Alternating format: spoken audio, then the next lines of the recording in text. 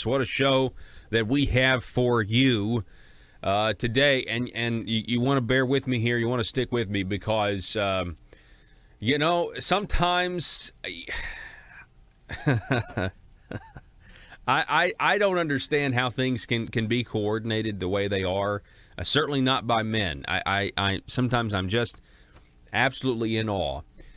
Yesterday, and it wasn't even I didn't even really plan for this, but yesterday I talked about the tax relief task force, and I told you why I thought they were not going to actually deliver on tax cuts. And I essentially was reading the eulogy of the task force in terms of just, anything I hope it would accomplish that's positive for us.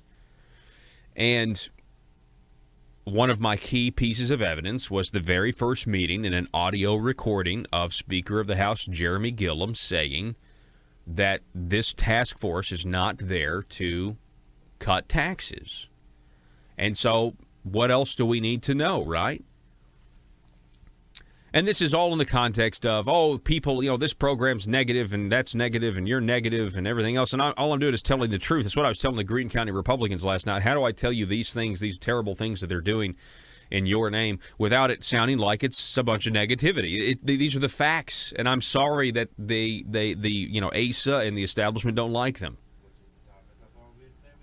Yeah, by the way, that's good, Joe. That is the topic of our Wednesday weekly video over at Patron. But listen, I want to get to this news, these developments here. So, yesterday, do you know who met yesterday? And I promise you I had no idea they were meeting yesterday. I dropped the ball on it. My apologies. You know who met yesterday? The task force on taxes met yesterday. Can you show them the schedule, Joe? So pull the screen up. This is the schedule for yesterday. I didn't even know that they were meeting.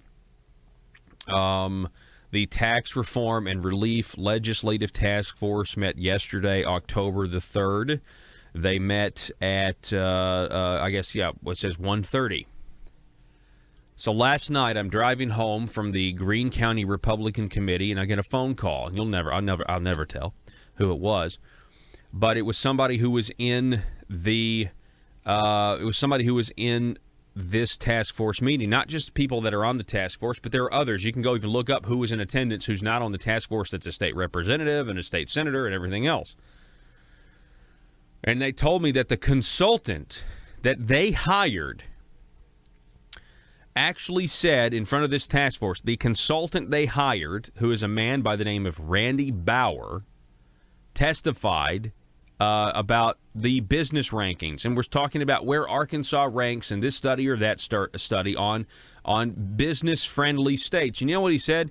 He insinuated that Arkansas their goal shouldn't be to be number one in business rankings in the country because that would be bad for our citizens, meaning they wouldn't have the money that they need to run the welfare programs.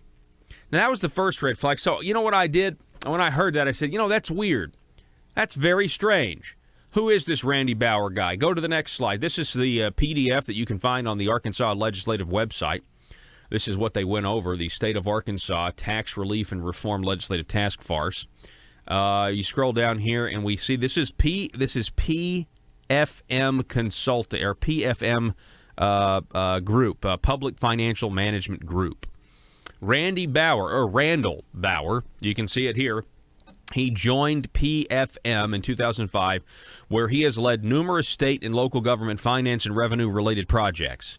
These project clients have included the states of Delaware, Hawaii, Illinois, Kansas, New York, Oklahoma, Pennsylvania, and Washington, as well as the cities of Baltimore, Cincinnati, Colorado Springs, St. Louis, and Washington, D.C.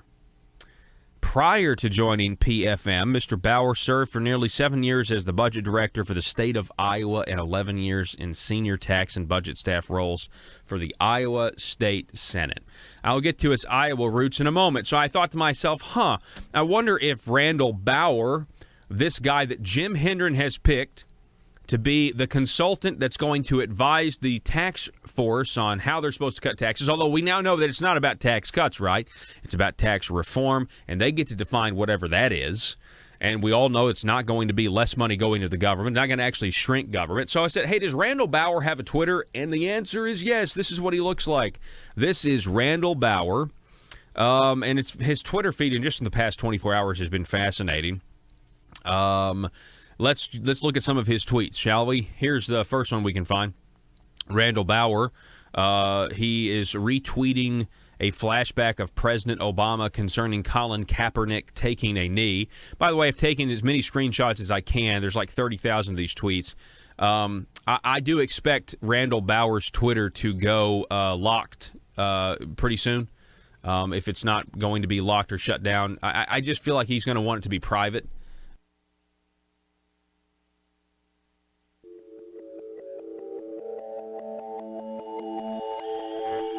The maintenance of a free society is a very difficult and complicated thing, and it requires a self-denying ordinance of the most extreme kind. It requires a willingness to put up with temporary evils on the basis of the subtle and sophisticated understanding that if you step in to do something about them, you not only may make them worse, but you will spread your tentacles and get bad results elsewhere. I think it's time we ask ourselves if we still know the freedoms that were intended for us by the Founding Fathers. We lose freedom here, there's no place to escape to. This is the last stand on earth. Whether we believe in our capacity for self-government or whether we abandon the American Revolution and confess that a little intellectual elite in a far distant capital can plan our lives for us better than we can plan them ourselves. You're listening to the Paul Harrell Program, brought to you by Conduit Media Group. All right, ladies and gentlemen, welcome to the program. Thank you so much for being with us. My name is Paul, and you have found the intersection of conservative ideas and reality where we are building a liberty machine. One of the ways you can help us out, you can call us, you can text us. That number, 870-275-9799. You can also sound off on our Facebook Live video that's going on right now. Welcome, everybody who's listening. We got a great show for you. I'm going to follow up on the situation surrounding Randy Bauer. He's tweeted something that's quite fascinating on Twitter to me. Also, this is, of course, the consultant that Jim Hendren hired, who's a liberal, a raging liberal.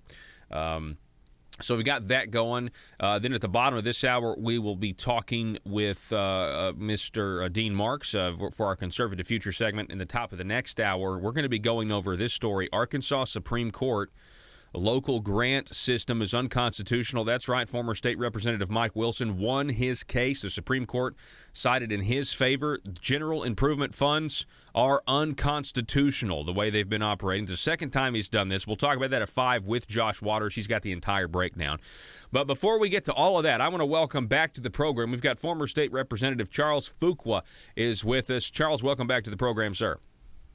I am glad to be here, Paul. Yes, sir. Hey, can I start out by kind of introducing myself to your audience? Absolutely. You are. Yeah. Go ahead. Tell them you're the chair of the Independence County Republican Party. I am that. I am also a retired attorney. I have been a business law professor, and as you said, a member of the Arkansas legislature. And my most recent employment was that I was with the Office of Chief Counsel with the state of Arkansas. And the reason I like talking on programs like this is that I wrote a book. And the name of the book is God's Law, the Only Political Solution. And what that's all about is that I believe that when God gave his law to the nation of Israel, that he gave a law not merely for the nation of Israel, but for the world. And I'm talking about the Ten Commandments. And when he gave that, he told the people of Israel, if you will obey this law, all kinds of blessings will overtake you.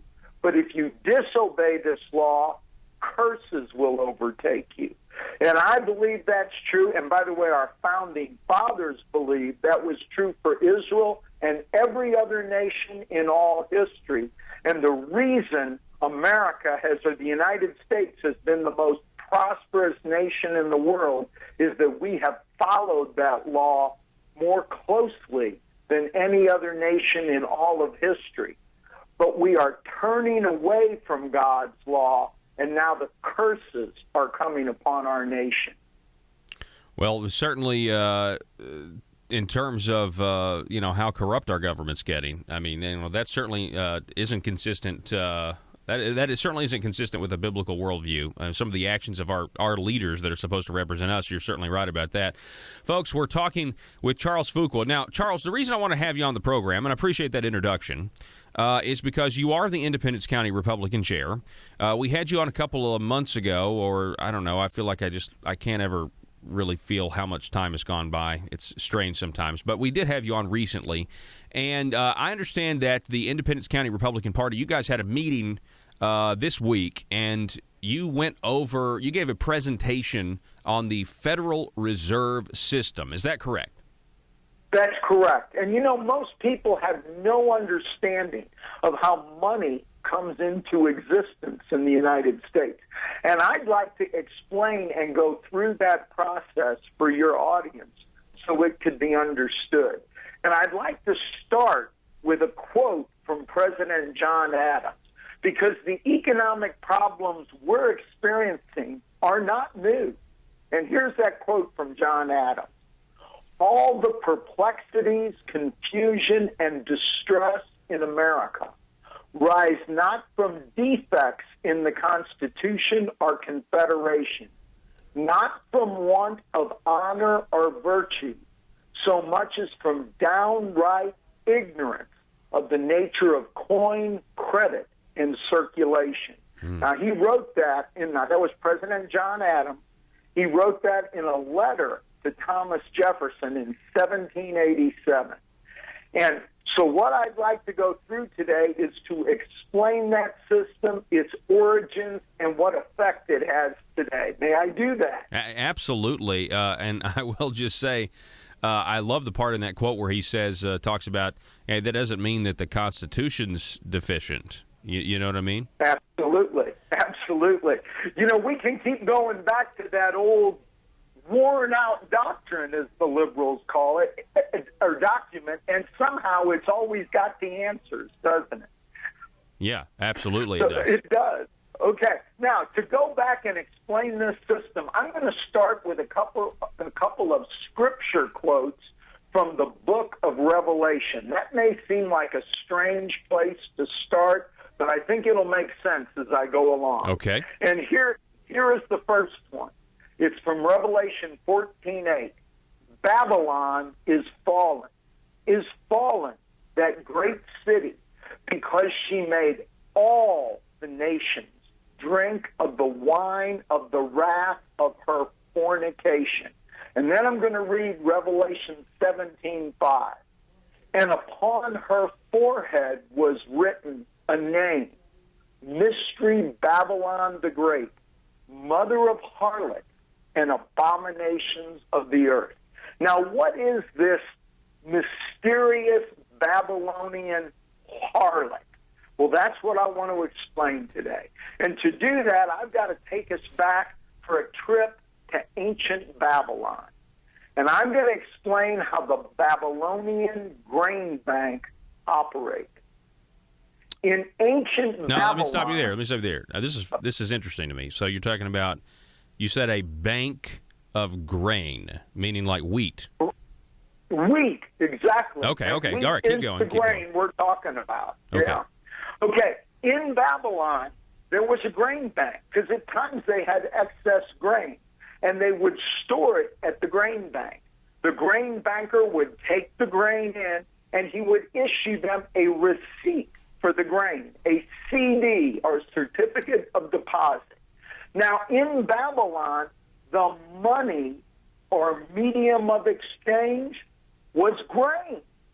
That's what they used as a medium of exchange. So if you wanted to buy a pair of shoes, you took the appropriate amount of wheat to the shoemaker, and he made you a pair of shoes, and you gave him grain. It was the medium of exchange. Well, as I said, people would deposit excess grain in the grain bank, and he would issue them a receipt. Over time, the tendency developed that when you wanted to spend your grain, rather than take the receipt back and give it to the grain banker, you would simply spend the receipt. The receipt began to circulate as if it were the money. Now remember, it's not the money or medium of exchange, the grain is, but the receipt circulated throughout the Babylonian economy as if they were the money or medium of exchange. Okay. Now, the grain banker would also at times loan out grain to people. He'd say lend out 10 bushels in the spring to plant your grain, and at harvest time you'd have to pay him back 11 bushels. He'd earn a little interest off his grain. Or he might lend grain to people because they needed it to eat, and at some later date they had to pay him back with interest. Now, one day, somebody came to the Babylonian grain banker and wanted to borrow some grain. But the grain banker didn't have any grain to loan out because all the grain he had already had a receipt issued against it. So all he had was other people's grain. But this person that wanted to borrow the grain said, I don't want this grain to eat, and I don't want the grain to plant. I want to spend the grain. So rather than actually give me the grain, could you simply give me a receipt for the grain? And at that point, the Babylonian grain banker said, that grain just sits there. People continually spend my receipts. Who would know if I had more receipts outstanding for grain than I have grain?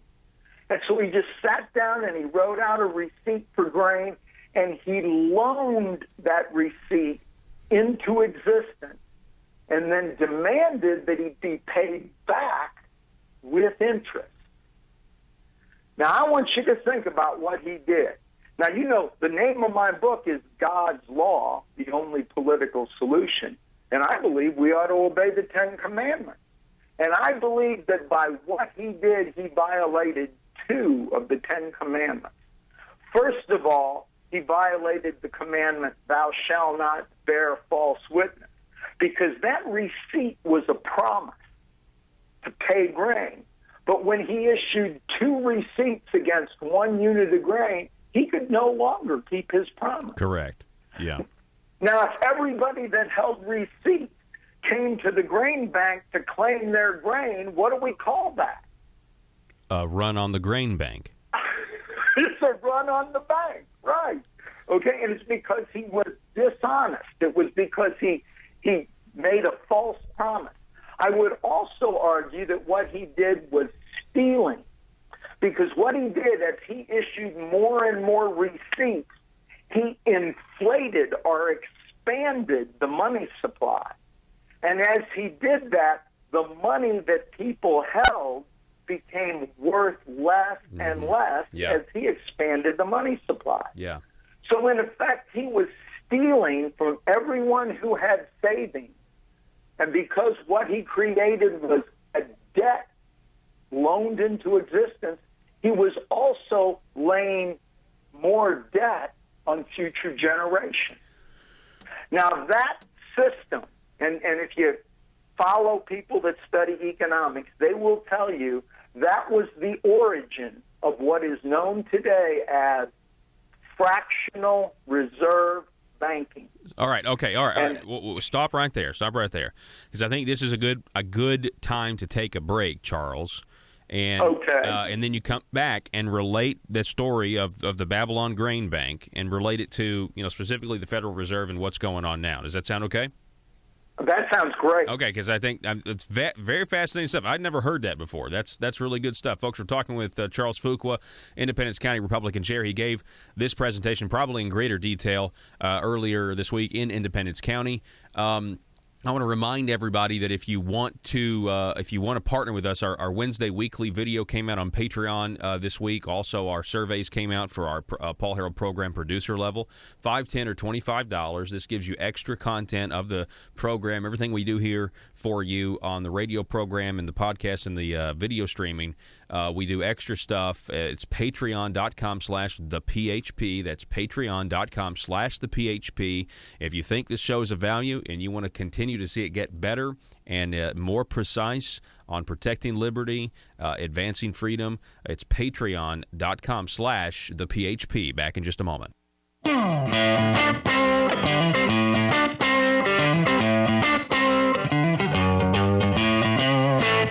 If you're like me, you believe that small business is the heart of Arkansas's economic engine, and it should be viewed that way by the politicians in Little Rock. Conduit for Commerce also believes, like you and I believe, policies that achieve less regulation and lower taxation help small business in Arkansas thrive.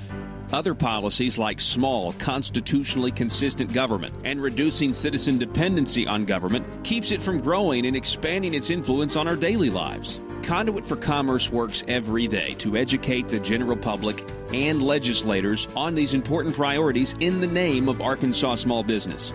By the way, contributions to Conduit for Commerce are tax deductible. Log on now to conduitforcommerce.org and click on Contact Us on the right side of the page. That's conduitforcommerce.org. Go there now and learn the facts on protecting small business in Arkansas.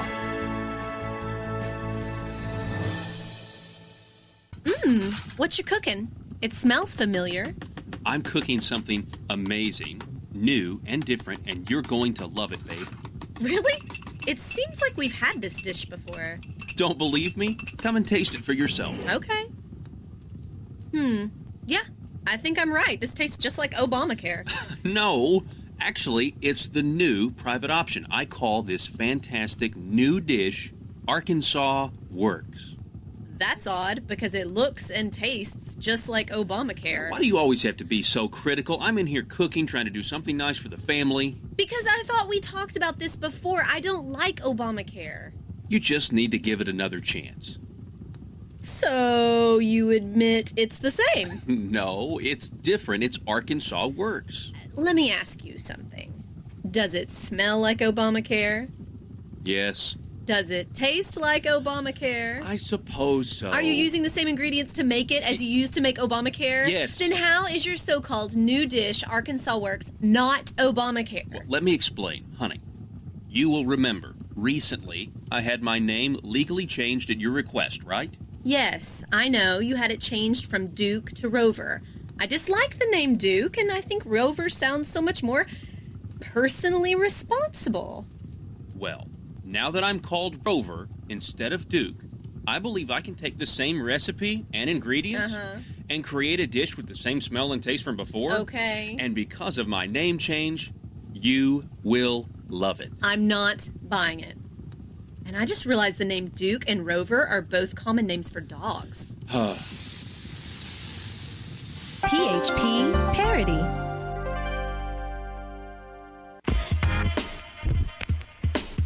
Broadcasting across Arkansas and holding politicians accountable for what they say and do.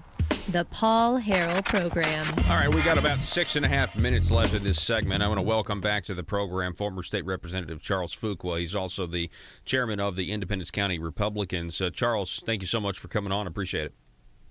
Okay, I want to start off where I left off. And Yeah, real quick, Charles. I'm sorry to interrupt. We do have one person that, at least on our Facebook page, was like, hey, just give us a recap real quick.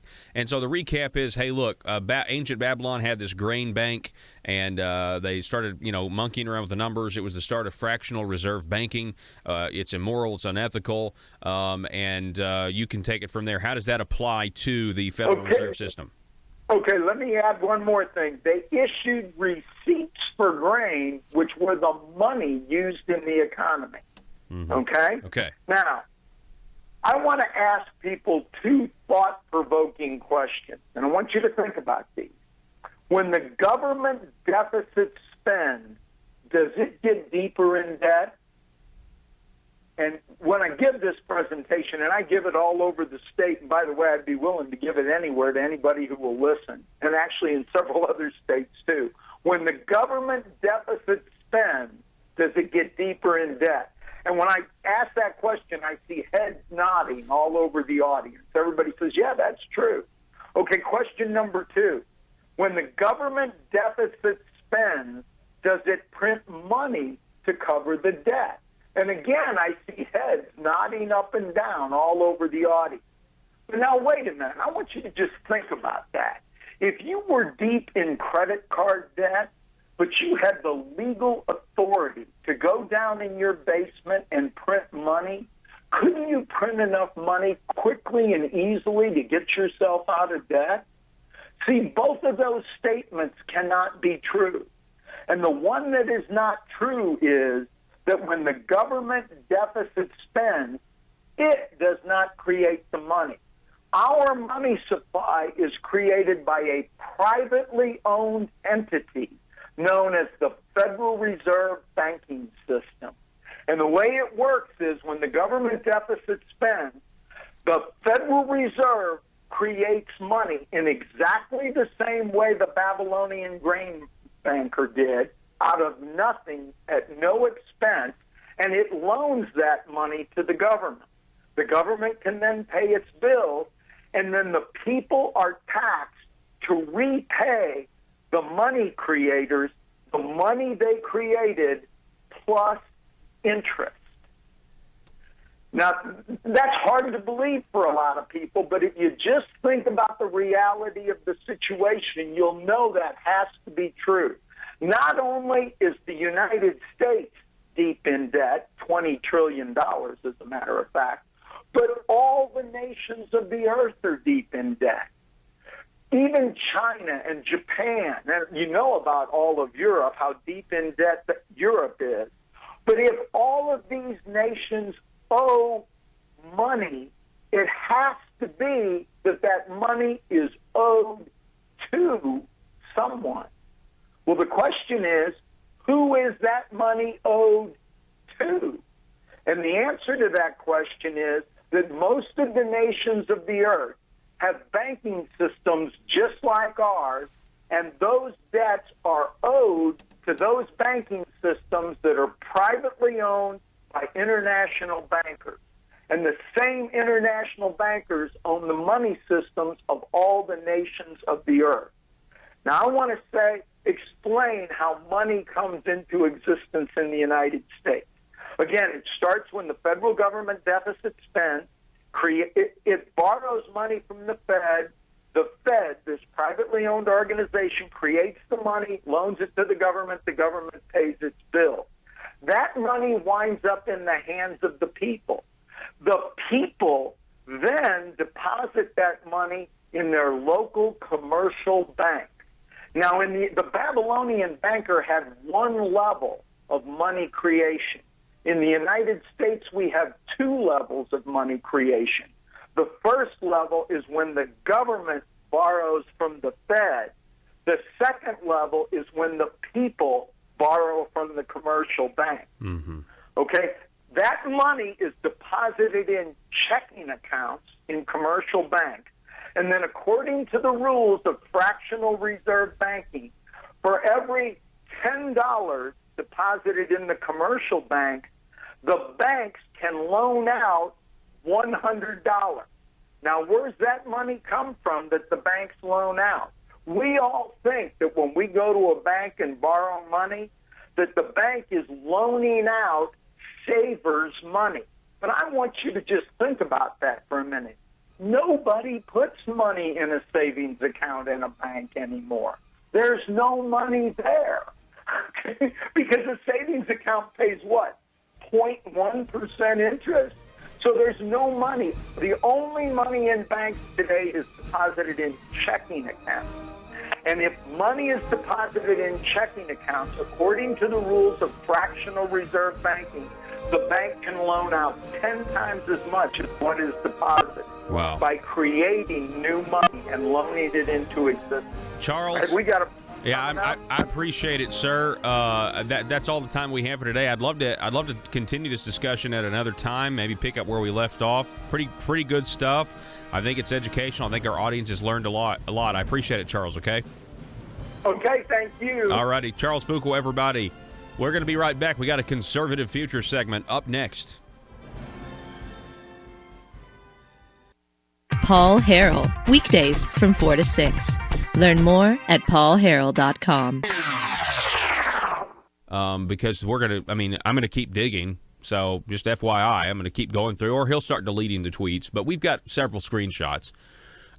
Randall Bauer writes, "It is the difference between light and dark. Only Obama is light and Trump is dark." This is the man advising our legislators on how we should proceed with tax policy in this state. Somebody who is criticizing Donald Trump and essentially taking the side of Colin Kaepernick, who takes a knee for the national anthem. Now, that's just the first thing. Let's actually get to tax policy. Let's go to another tweet, Joe. No, this is another dig at Trump. Mr. Randall Bauer writes, multiple failures on repeal and replace and travel ban, no clear path on tax reform. Are Trump backers getting tired of winning? So he's clearly an anti-Trumper. Anti-Trumper. So, way to go, Jim Hendren. It took you 4 months to find a consultant for the task force, and this is who you bring us. Congratulations. I don't know, does Jim Hendren have Google? Did he not know who this guy was? Or is this just who ASA demanded that we have? Somebody who's not going to cut the size of government, but is going to find a way to just let them spin it that they're cutting the size of government or cutting taxes, but they're really going to keep the amount of money that they have, and they'll get more of it. Trust me. What's the next tweet that we have up here? Tax cuts are not the same as tax reform. Repeat. That's Randall Bauer. Let me say that again. He wrote, this is the guy Jim Hendren has picked to advise the task force, quote, tax cuts are not the same as tax reform. I hate being right. I really do. This is one of those times. It's because it's really frustrating. It's frustrating how little they respect the base, how they count on you never finding out what they're really doing in your name. And in this case, he's hired a tax and spend liberal that's got a Twitter feed that looks like something Bernie Sanders would write. And he is a Democrat. I'll prove to you he's a Democrat here in a minute. And not only did he serve under a Democrat administration, we'll look at his campaign finance contributions here in just a minute. Not that scares Asa Hutchinson, because his own chief of staff down at the Marble Palace, Allison Williams, is in fact a Democrat. Tax cuts are not the same as tax reform. Randy Bauer. That's who this guy is. That's who's going to be advising our path forward. He clearly doesn't know what the word reform means, because the word reform, by definition, means make changes in something, typically a social, political, or economic institution or practice, in order to improve it. A tax cut can be a tax reform. Yeah. They are not exclusive of one another. Thank you. But he doesn't want to hear that. I mean, he's taking this liberal line. I'm sure this guy loves the Huffington Post and Slate.com and places like that. His tax reforms looks more like tax shifts. Yeah, tax shifts or maybe tax increases, net tax increases when it all said and done. I mean, the fact of the matter is Arkansas is one of the highest tax states around. And we've had high taxes for a long time.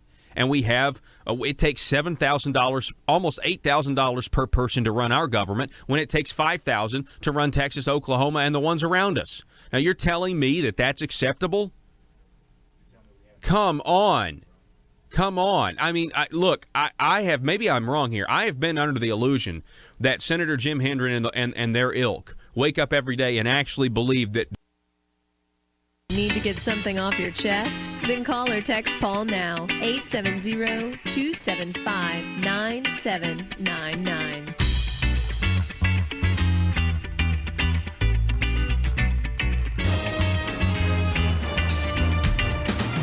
All right, that sound, ladies and gentlemen, welcome back. That means it is time for our Conservative Future segment. Welcome to the program. We have Mr. Dean Marks is on the line. Dean, welcome to the program, sir. Hey, Paul. Happy to be here. Yes, sir. Glad that you could make it. So, Dean, I think I interviewed one of your colleagues last week, Mr. Andrew Reno, and he did a great job on this segment. Yeah, and so I wanted to have you on as well. Tell everybody what you do right now, Dean. Yeah, so I am, I guess, kind of exactly similar to Reno. I'm the field director for all of Central Arkansas, but I also kind of got Southern as well. So I go basically all of Congressional District 2, as well as all the way, if anything pops up, from Texarkana to Crossett. So I'm kind of all over the place. All right, and that's with Americans for Prosperity Arkansas, the field director down in Central Arkansas. So, yes, sir. Okay, so this segment, Dean, I'm sure you know, but just to tell our audience, this segment is to highlight, younger conservatives who, are going to, who are progressing and through the future and everything else. It's the kind of looking ahead. There's a lot of people who feel like, hey, there are no young conservatives, and this is trying to address the fact that that's not necessarily the case. And so, Dean, why don't you tell us how you became a conservative? Yeah, sure. Well, I guess just a little about my background. I'm from a pretty rural part of Arkansas in southeast Arkansas. Grew up, I guess it was there. It was kind of primarily a Democratic region for the state. But with our family, we really didn't really talk politics. We didn't really have much of anything until I got to college. And when I got to ASU, went to ASU and studied economics, and decided that I wanted to try to be as involved as I could with school and organizations, because growing up in a rural town, there wasn't a whole lot of opportunity to get involved with kind of local things and get involved with school and things like that. And so I just kind of signed up for everything I could. And one of my members of my fraternity, I apologize, I'm driving. Oh, it's all right. Meeting, but one of my members of you're fine. So one of the members of my fraternity invited me to go to a college Republicans meeting.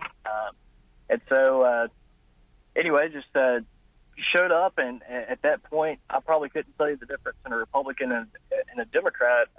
I didn't have much of an outlook, and one way or another, at this meeting, they happened to be holding elections, and wound up becoming the president for the organization. I'll never forget that they handed me a bank account with a whopping $6 in it and a chapter roster with 5 names.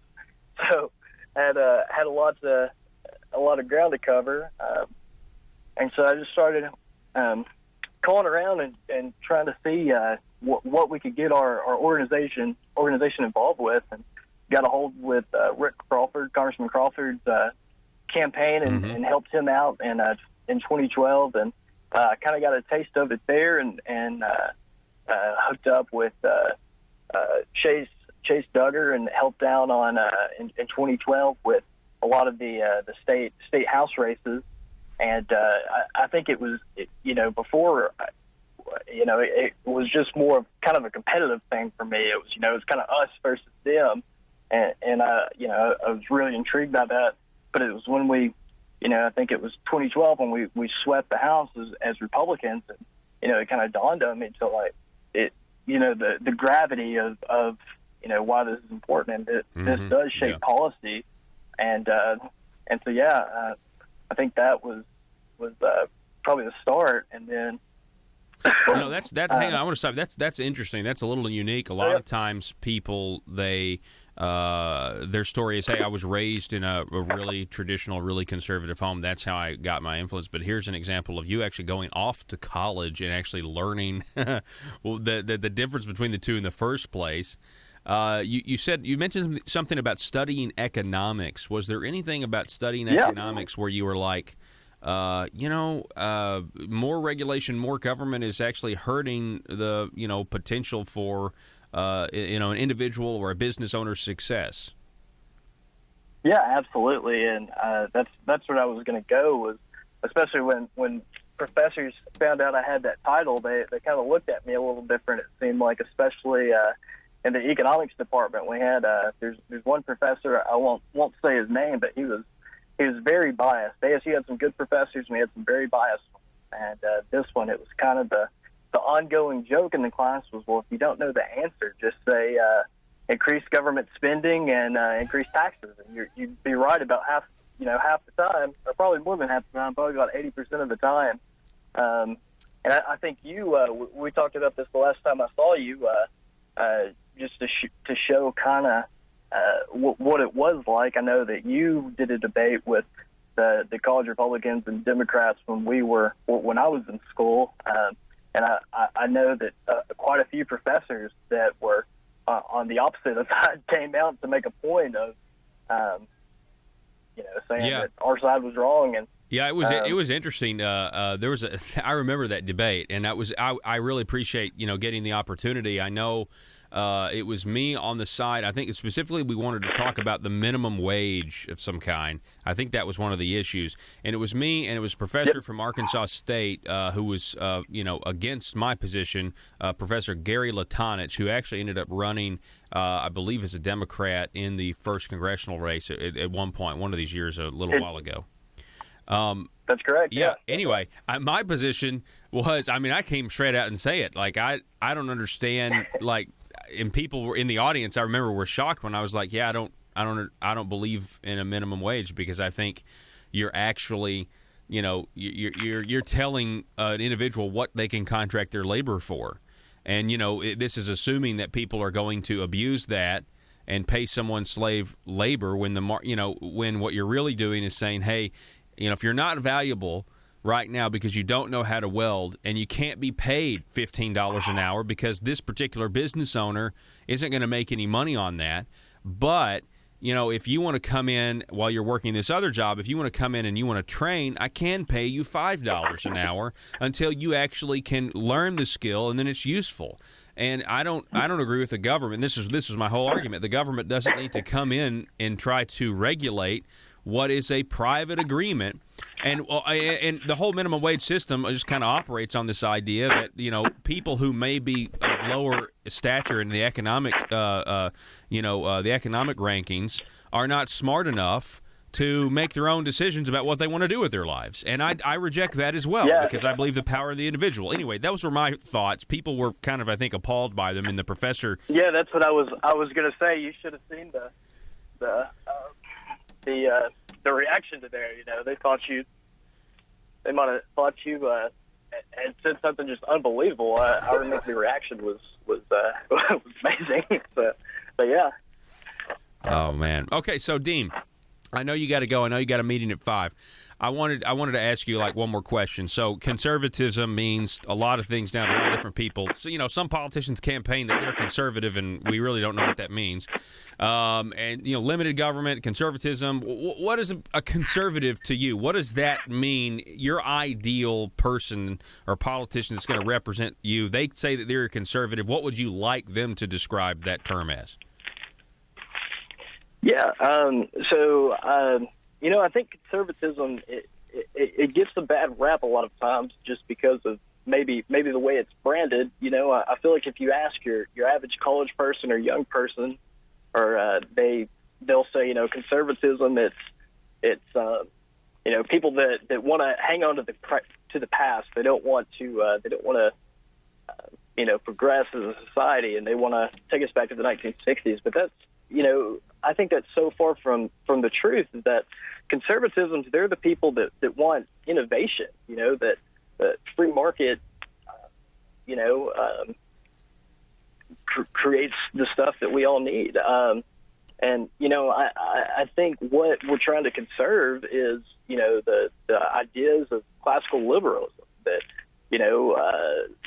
democracy upheld by rule of law, and, the idea of economic freedom. Two of the issues that I've seen just kind of in my brief time in politics, two things that I'm kind of passionate about is occupational licensing is one that, the government comes in and says, hey, and they're just completely, sometimes just completely arbitrary for what is licensed. I can't remember if it was Arkansas or another state, but it was EMT has less training and time than a florist. Mm-hmm. And I think a lot of times it just creates protectionism for people, and just stops the free market. There's some things that you probably do need some kind of technical training for. If somebody was going to operate on my heart, I'd probably feel a lot safer if they had a medical certification, or an electrician that's doing my lighting. I would probably want it, but some things just it gets a little egregious, but yeah. Yeah, no, I agree with that. Matter of fact, I'm glad you brought that up. We have just scheduled for a half hour on October the 11th, the good folks from the Arkansas Center for Research in Economics. They're going to be coming on the program to talk about, they have a new paper out about occupational licensing and the state of Arkansas, and how, we have failed I think we failed in Arkansas at a lot of things, tax reform. We failed at, getting rid of a lot of these regulatory, impediments. But I'm glad you brought that up, because I wanted to mention that. But Dean, I appreciate it, sir. I appreciate your conservative thoughts. I appreciate you coming on the program, and I know you got to get to a meeting, so we'll end the interview, but we need to do it again soon, and just keep in touch, okay? Absolutely. Thanks, Paul. All righty. Thank you, folks. That concludes another Conservative Future segment here on the Paul Harrell program. If you know of anybody who's young, we forgot to ask Dean how old he is, but he's like, I don't know, he's in his 20s. So, I'm sorry. If you know of anybody who's young and conservative, wants to come on this program, feel free. Give us a call, 870-275-9799. Back in just a moment. Do you need to advertise your business product or service, but not sure what the best choice is? Folks, allow me to introduce you to talk radio. You're listening to it right now. Talk radio is one of the most unique mediums in all of advertising because it actually works. It gets the information you want to the people you want to get it to. And by the way, those people are educated, well-informed decision makers of their household, and most of them have disposable income. If this is a target audience for your business, then you have to consider advertising on my show, The Paul Harrell Program. We have options for most any budget and can provide you with exciting opportunities to grow your business. We can put your message across the state, or we can help you locally. Call 870-275-9755 if you have any questions. That's 870-275-9755, or visit my website, paulharrell.com, and click on Advertise. Who's next to Zipline? Me, and I'm really excited about this. Sir, I'm sorry. The Zipline has a 350-pound weight limit, and frankly, I do not think it would be safe for you. Oh, that's okay. I self-identify as 180 pounds, so it's cool. Sir, that doesn't make any sense to me, and I'm afraid we can't let you ride the Zipline. You're too heavy. I'm sorry. I can't believe this. I thought we had evolved as a society. I thought this was America, but I guess this is just my plight. First slavery, and now fat shaming. Sir, again, I'm really sorry. You listen to me. If you don't let me ride, not only will I sue this company for discrimination, I will sue you for damages, because right now my feelings are so hurt, and I feel embarrassed because I'm holding up the line. Wouldn't be the first time. Watch it, mister. Look, okay, I'm sorry. I just don't think it would be safe for you. You don't understand. I self-identify as skinny. So you have to let me ride the zip line. The Constitution says so. I get to define my own reality. Okay, fine, whatever. Ride the zip line. Mike, let this man ride the zip line. Thank you. Now watch as my self-identity trumps your bigotry. See you on the other side, racist. Here I go!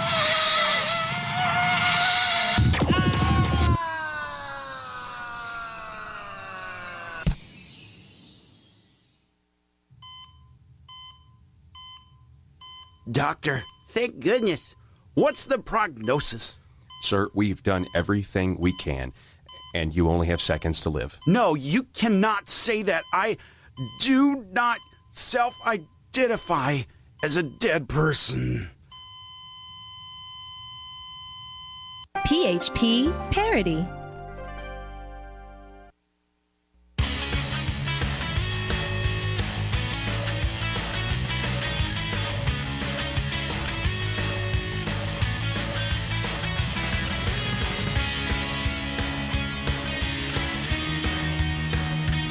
Feeling good. 870-275-9799. Call, text, sound off on Facebook. We appreciate everything that's everybody's doing out there. Listen to the program. We can't do the program without you. All right, so at the top of this hour, we're talking with Mr. Josh Waters from Political Strategies about this huge Supreme Court ruling saying GIF has got to go. And, man, it just tells you the absolute weaselry or weaselness of the Arkansas General Assembly. This is the second time Mike Wilson has won a Supreme Court case saying that GIF is unconstitutional, general improvement funds, because they're not going to a specific place. And so what did the legislature do? Well, they said, okay, well, we won't give it directly to the state representative and then let them give it. We'll launder the money through economic development planning districts. And, of course, it's that very laundering that still enabled Jake Files, John Woods, Mike O'Neill, and we don't know who else yet got them caught from all this corruption. So we're going to talk about that. We're going to break everything down that came out of that ruling. We're going to break it down at 5 o'clock with Josh Waters. Now, yesterday we told you about Randy Bauer. Randy Bauer is he's the consultant that Jim Hendren hired with your taxpayer money to advise the tax farce on economic policy, tax policy, and we detail to you that he's a lifelong Democrat that is given to Democrats, and his Twitter feed reads like a very dedicated leftist. I think yesterday I called him a flaming liberal or a raging liberal. So let's see here. We have Randy Bauer. Let's throw this up on Twitter. Randy Bauer tweets at State Representative Charlie Collins and says this. At Collins, Arkansas, thanks for the follow. Contrary to what I just listened to, I am not a flaming liberal. Happy to answer any questions. So that's good. We know that Randy Bauer got our message yesterday. We know that he knows he is being researched and looked into, and he has a Twitter account. Now, a listener of this program, Janet, on Twitter, has now been blocked by him, okay? So that's not very consultantly of you, Randy. Didn't you complain that Donald Trump blocking you wasn't very presidential? And now you have blocked Janet on Twitter? That's not very consultantly of you. That's not very open-minded of you. Oh, my goodness. Oh, my goodness. Joe's having a good time in there. All right, so he says, thanks for the follow. Contrary to what I just listened to, I am not a flaming liberal. Happy to answer questions on that. I'd love to have Randy on the program. He's more than welcome to come on.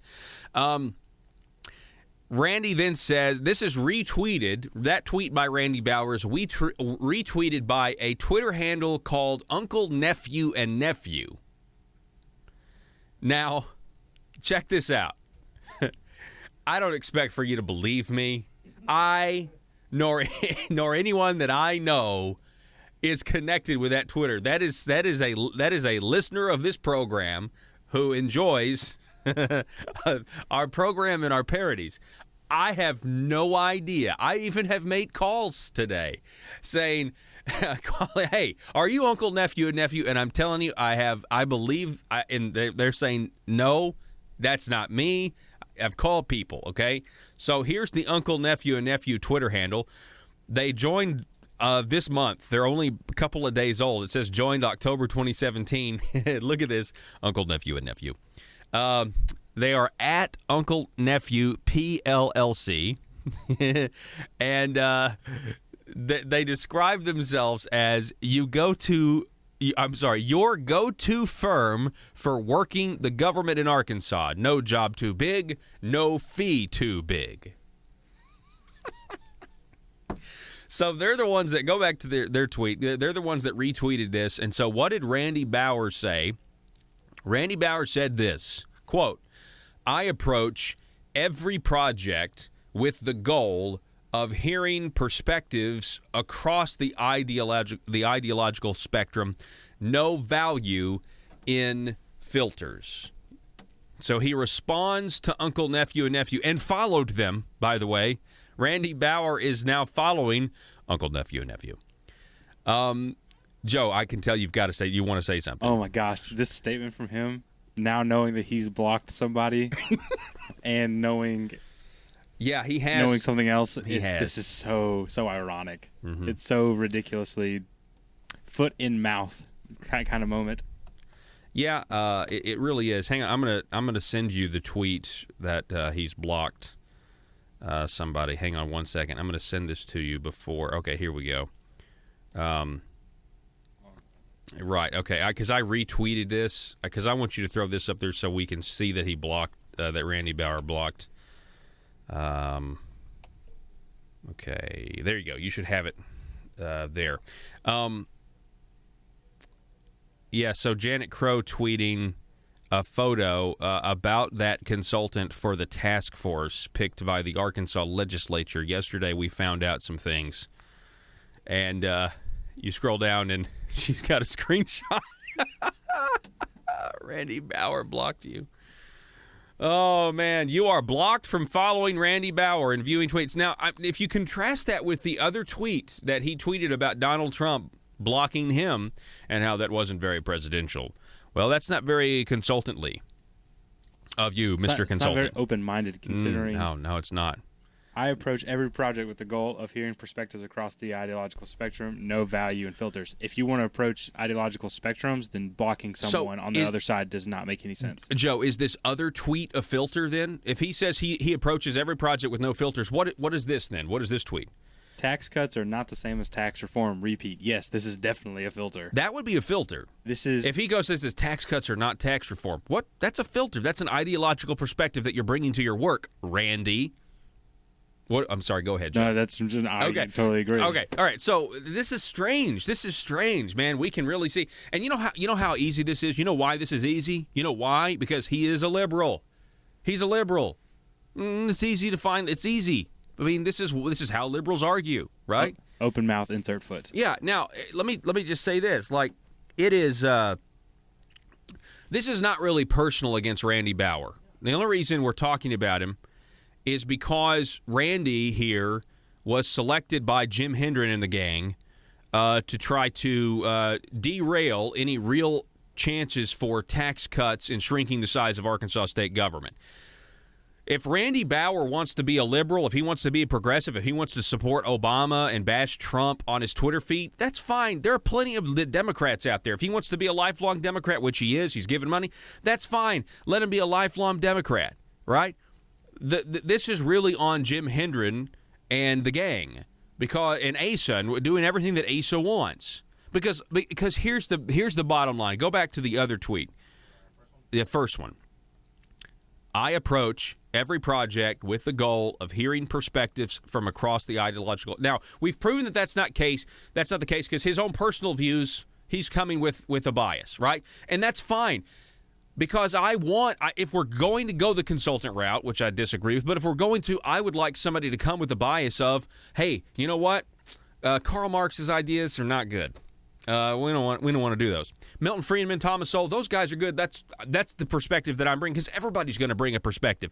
The bottom line is Randy, Jim, Asa, Charlie, whoever's listening. The fact is, the ideas on the left side of the ideological spectrum have been rejected by the voters of the state of Arkansas, period. They've been rejected. And you bring us somebody who's going to consider those ideas? I don't think so. And this is why task farces are a farce. This is why you guys should trust the full 135 body member legislature to legislate, because we've already talked about tax policy and economic policy. It's in the Republican platform. You guys have campaigned on it, and now you're getting squishy like you did on the Obamacare thing, and you don't want to actually implement it. And so you're bringing in leftists because you're trying to protect the money that the government's getting to pay for Medicaid expansion. I mean, that's the truth of all of this. Folks, we got one more hour coming your way next. Going to talk the Arkansas Supreme Court and general improvement funds with Mr. Josh Waters of Political Strategies. When we come back, you don't want to miss it. Back in a minute.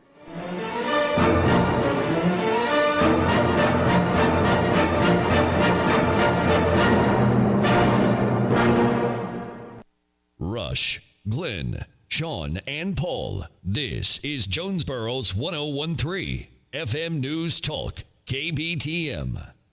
Paul Harrell, weekdays from 4 to 6. Learn more at paulharrell.com. They are conservatives, and I'm just an extreme right-wing guy. But they're conservatives. I'm not so sure anymore. I think now this is just intentional deception. I mean, why should I be surprised? But how are we supposed to think anything else? Do these guys, here's an honest question, do these guys wake up every day okay with the fact that they are Democrats disguising themselves as Republicans? Is that really where we are now? Where they are just that? They believe that they just want the power and they're going to use... somebody correct. I hope I'm wrong here. What's the next tweet? Let's look at these gems. This genius decision. By the way, this is why to counteract the worst motives that I'm assuming here with Jim Hendren and others waking up every morning, I would just say, if Jim Hendren ever wants higher office, this was a stupid thing to do politically. This is your guy. A guy who says that Trump is dark and Obama is light. This is the guy you're going to bring into Arkansas.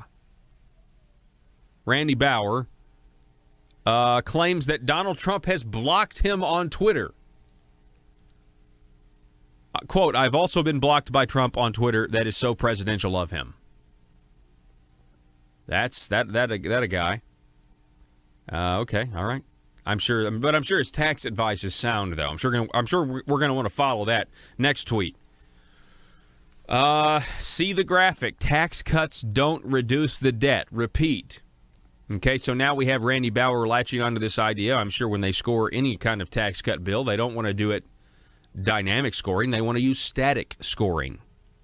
They don't want to admit that this might actually increase productivity, increase voluntary cooperation, make GDP grow, and therefore the tax base increase. Next tweet. The U.S. cannot afford to take on this level of additional debt. Now he's attacking the Trump tax reform plan. Now all of a sudden, this guy's a Democrat, by the way. We've hired a Democrat. Just so you know, Jim Hendren has hired a Democrat to consult with on tax policy. And all they can do is now they're worried about the debt. Now they're actually worried about the debt. They didn't care about the debt before, but now they are. Good thing Arkansas has that balanced budget amendment, so we could cut and we'd have to cut the size of government, right? Next tweet. On taxes, senators should heed their own prior debt warnings. Again, same hypocrisy. Keep going. What's next? Okay, now here are his retweets. These are the tweets that Randy Bauer, consultant for the state of Arkansas, hired by Jim Hendren with your taxpayer dollars. These are the tweets that he's retweeted. Trump's plan to cut the corporate tax rate could result in a net budget deficit of $1.86 trillion over 10 years. All right, let's stop right there. Arkansas desperately needs our corporate tax rate slashed, if not outright eliminated. Do you think Randall Bauer is going to be a fan of that idea? No. I mean, if cutting the corporate tax rate is bad nationally, I'm sure cutting it here in the state is just as bad. Next tweet. Another retweet. If we take the easy way out listen to this. This is crazy. He retweeted this. This is how you know it's a farce. If we take the easy way out with budget-busting tax cuts, we'll end up with a massive tax bill for future generations. Well, that's all she wrote, folks. That's all she wrote. Let's pack it up. Let's all go home. Any hope that you had for tax cuts, for real tax reform out of this task force, once again, let me just share something with you. Back when Conduit was exposing Senator Hendren's task force on health care and telling you that it was a joke, that they weren't going to end Obamacare and doing all that, there was an enormous amount of criticism, an enormous amount of heat, if you will, that was being directed by the establishment towards this program, towards Conduit and everything else. And I will tell you that the exact same thing, it hasn't been since that moment that it has been as bad as it is now with the pressure and the heat and the criticism and everything else, because once again, I'm doing the same thing that I did then. Conduit's doing the same thing that they did, which is tell the people what's really going on, tell people what the task force is really about, and here, once again, we have the same thing happening. If we take the easy way out with budget-busting tax cuts, we'll end up with a massive tax bill for future generations. Next tweet. I'm going to get through all of these. There are thousands more. Oh, gosh. So he's also an anti-gun radical. Not only, this guy is a Democrat in every shape or form. He's putting out the statistics about how there are thousands more who have died from domestic gun violence than Muslim terrorism. Can we get our priorities straight? Talking about the tragedy in Las Vegas. Next tweet. He actually tweeted that. Here's a retweet. WTF. Republicans want to legalize silencers.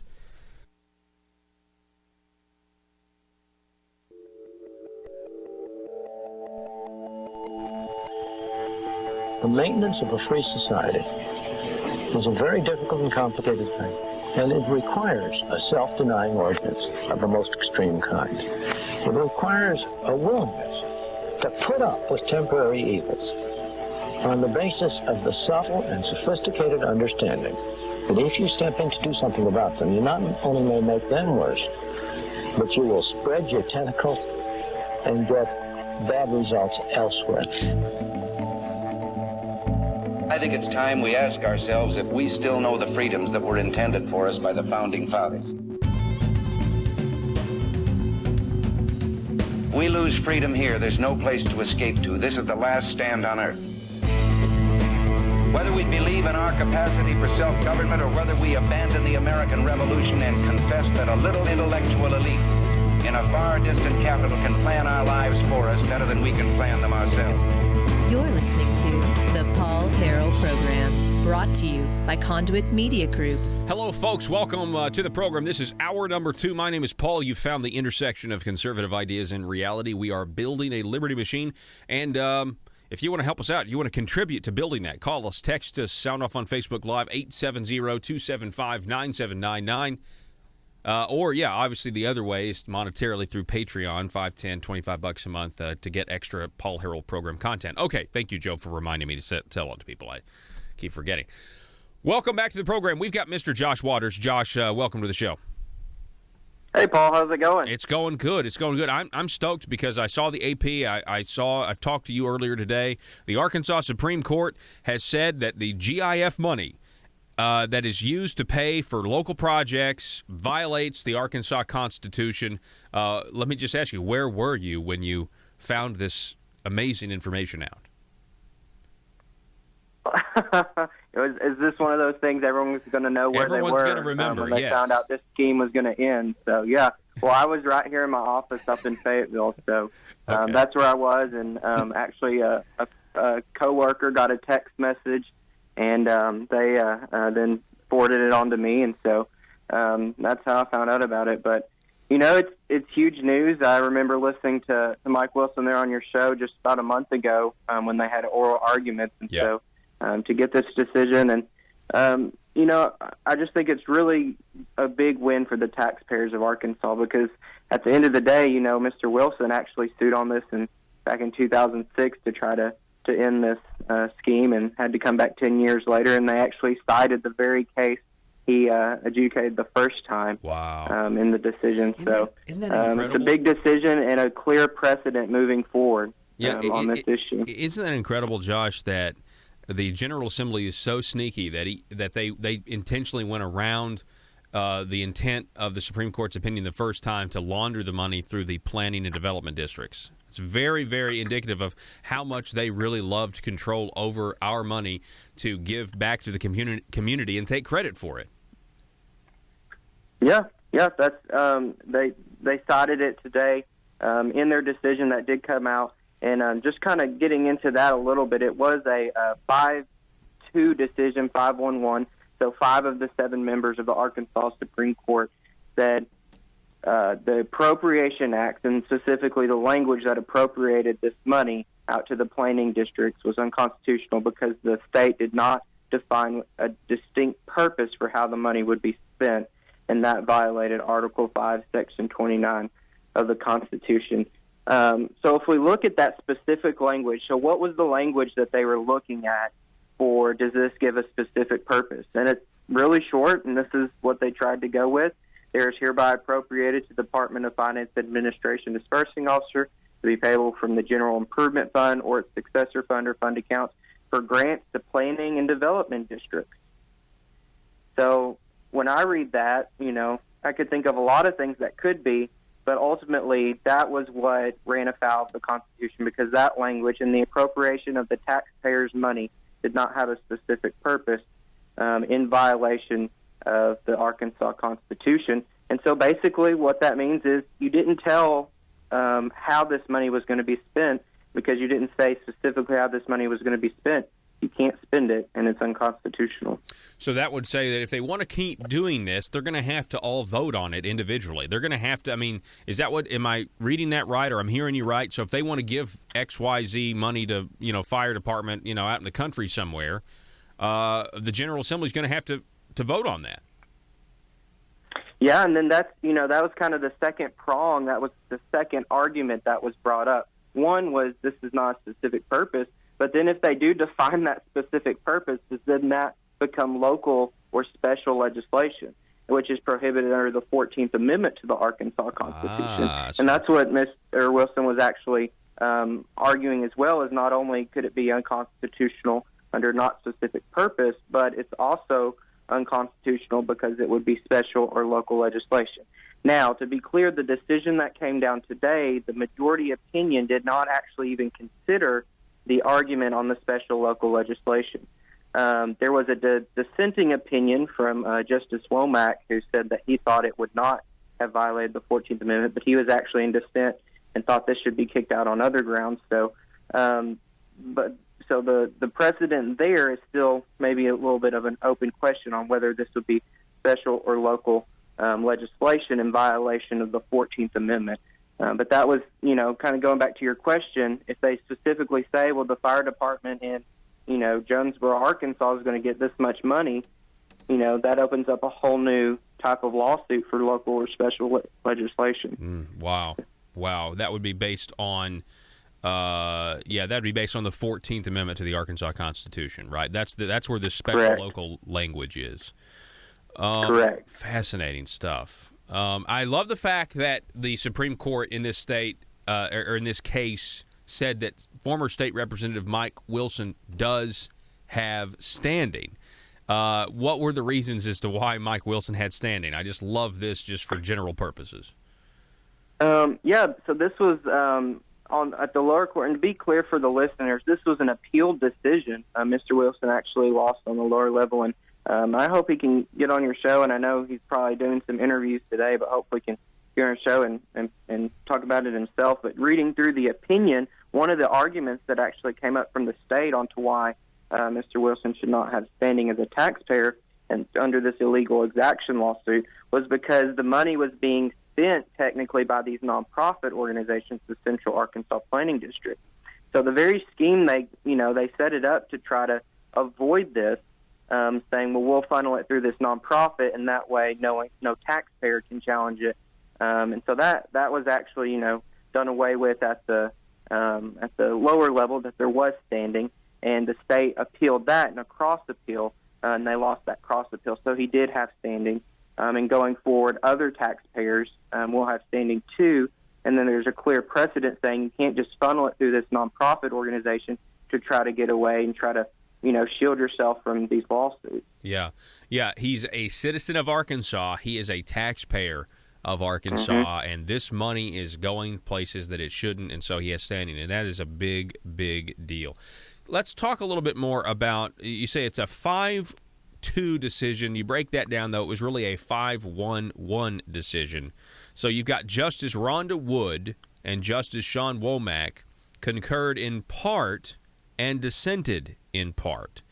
Break that down for us. What are we talking about here? Yeah, so anytime there's a Supreme Court decision, in Arkansas there's 7 justices. So each justice basically gets a vote, and then they can attach their name to a dissenting opinion or concurring. A concurring opinion and concurring in part basically means, well, I agree kind of with the outcome, but maybe with maybe not fully with the analysis. That was part of what Justice Rhonda Wood had in her concurring opinion, that she agreed with the part of the outcome, but not with other parts of the outcome, but then dissented in part. And then Justice Womack actually had a more lengthy opinion where he dissented and thought this case should have really been thrown out on mootness arguments, and that there was enough language in the Appropriation Act saying how it was going to be distributed. And he went on further to say that he did not think it was special local legislation. But at the end of the day, the 5 votes outweigh the 2 votes. Yeah. And so the clear precedent set in Arkansas today from the Arkansas Supreme Court is that how this was set up and passed in the 2015 Act was unconstitutional because there is not a specific purpose there. Yeah, and I honestly don't see how it could have gone any other way. I mean, if you understand how these politicians are using this money, they're using taxpayer money and getting specific credit for it. And it's just not right. I mean, it's not right, and it's clearly against the Constitution. So I'm glad that it came down the way it did. Now, Josh, we're talking with Josh Waters. He's an attorney from Political Strategies. Can you tell us, Josh, what ramifications this may have or could have going forward? I know we've already talked about that now citizens have standing when it comes to this type of stuff. That's a good ruling. But what does this mean going forward? Could there be more lawsuits? Yeah, I think there could. I think there's going to be even more of a magnifying glass put on how spending or how money is appropriated in the specific language in that. So I think that's definitely going to be a ramification. I think, the way the legislature looks at general improvement funds going forward and how they want to try to get around this, because unfortunately what we saw is in 2006 when this was struck down, they came back and found a way to try to get around it that went on for several years. So if they try to do that in another way, I guess we'll have to see and look at the language they come up with next time. But, so what will happen now specifically with the lawsuit, as far as remedies are concerned, it's actually remanded back down to the lower court level. And that court will actually decide, okay, this money that's sitting out there, or however much is left sitting out there, that would be taken back from this planning district and put back into the general treasury or whichever fund it came out of. So that's what the lower court will have to kind of decide. And also, in an illegal exaction lawsuit, attorneys' fees can actually be covered in that. And I actually saw Mr. Wilson had spoken to the Arkansas Times, and he stated to them that he wasn't going to pursue attorneys' fees for himself, but that other attorneys who had worked on it, they might pursue that because, when you think about it, this is basically people putting up their own money, footing the bill to try to fight on behalf of the taxpayers. Exactly. And so that's why I think, that was originally put in there to be a safeguard against the government actors running roughshod, so there'd be incentive for them not to do that. Josh, you used the term illegal exaction. So that's exactly what we're dealing with here, right? Illegal exaction is a kind of a misappropriation of taxpayer funds, or what? Yes, exactly. Yeah. Okay. So Just they're illegally spending the money. Okay. So the next question here, in your opinion, what is the difference between them passing or giving money to the economic planning districts that's, not specific, not for specific purposes. And we now know that that's illegal. According to the Arkansas Supreme Court, they can't do that. What's the difference between that and the legislature giving the governor a big pile of money to hand out however he sees fit? What's the difference? Yeah, that's a really good question, and I know you've talked about that on your program, and people kind of speculate, well, where's this money going to go if it's going to be there in the future? Because this was always surplus money, so it wasn't really there this session, but going forward, what's going to happen? And so I think people will probably look at, the rainy day fund and how that's changed over time, and that gets complicated. I think people will look at, if this GIF is just going to be tried to funnel through another way, or if there's going to be even more discretion given. And so then you run into the unlawful abusive discretion, unlawful delegation of authority and discretion over when you're appropriating money. And that's another potential cause of action as a lawsuit. And so I think it's, probably going to put the legislature in a position which is probably good to really look in detail on how this is being spent and whether this is the right way to do it. Wow. Well, I think this is a victory for the taxpayers. I'm really glad the Arkansas Supreme Court ruled the way they did. I hated that Mike Wilson had to sue a second time to try to get the outcome that he was supposed to get the first time, but the General Assembly created a loophole. We have to be vigilant because I quite frankly expect them to try to create some other loophole. If I'm honest about it, I think we would all be skeptical that they're going to actually try to abide by this when they didn't the last time. So, but anyway, Josh, great information, and I really appreciate you coming on the program. Keep us posted about anything else that happens related to this, please. I will. If I could share some info just on the editorial that kind of stood out to me, that kind of puts a bow on this. Editorial that came out yesterday in the Arkansas Democrat Gazette up here in Northwest Arkansas. They said it's hard to discern any difference between how these general improvement funds were dished out and any other money laundering scheme cooked up by two clever by three-quarter hot shots. So let's kill this sucker dead, root, branch, and leaves, and spread salt over its grave. Wow. So for now, today, that's kind of where it's at, and I guess we'll just have to keep track on the legislature and see where they go from here. So I appreciate the time being on, and thank you for the light you shed on this issue, and especially to Mr. Mike Wilson for all the hard work he's put into this. I really appreciate him as a taxpayer, and so yeah. Mike Wilson is a patriot looking out for the taxpayers. There's no doubt about it, and we've got a great relationship with him, and so I'm hopefully we're going to get in contact with him. I've left messages, but I know he's just been slammed. We've got our interview up with Mike Wilson. We tweeted it out earlier because we did interview him a couple of weeks ago because he was in the middle of oral arguments with the Supreme Court. And so you can go check that out if you want to hear from the man himself who brought this lawsuit. We have that for you on our YouTube page and on Twitter at Paul Harrell 1776. Josh Waters from Political Strategies. Thanks, sir. Be safe, okay? Thanks, Paul. All righty, folks, we're going to take a break. The Liberty Machine rolls on back in just a moment. iTex is your first choice for cost-effective IT services. Protecting your business means protecting your data. Are you tired of unpredictable and expensive spikes in IT spending? Using iTex will prevent downtime and loss of employee productivity and do it all with an affordable, predictable budget. iTex is the premier managed service provider for small and medium businesses. They help their clients put IT to work to earn your business more money, and you should contact them today for a free consultation. 870-336-9778. That's 870-336-9778 or itexusa.com. If you're like me, you believe that small business is the heart of Arkansas's economic engine, and it should be viewed that way by the politicians in Little Rock. Conduit for Commerce also believes, like you and I believe, policies that achieve less regulation and lower taxation help small business in Arkansas thrive.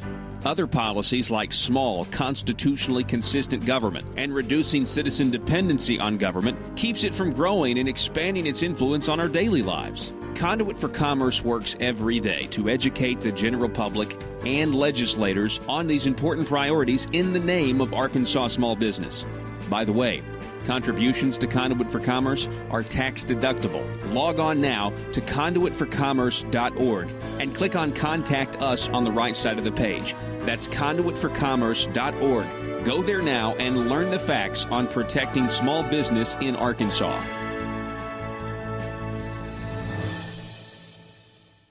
It's a PHP parody.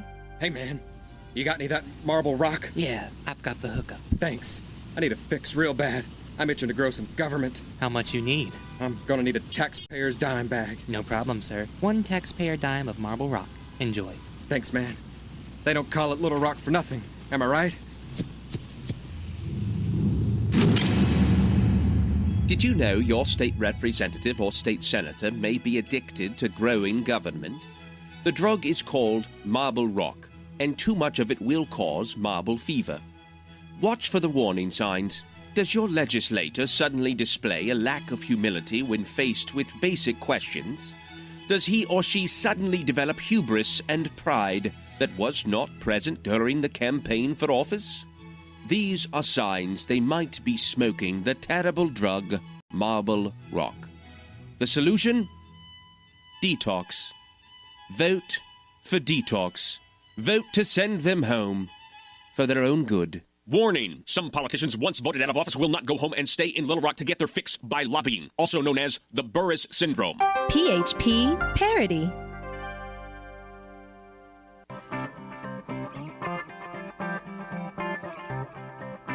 The Paul Harrell Program.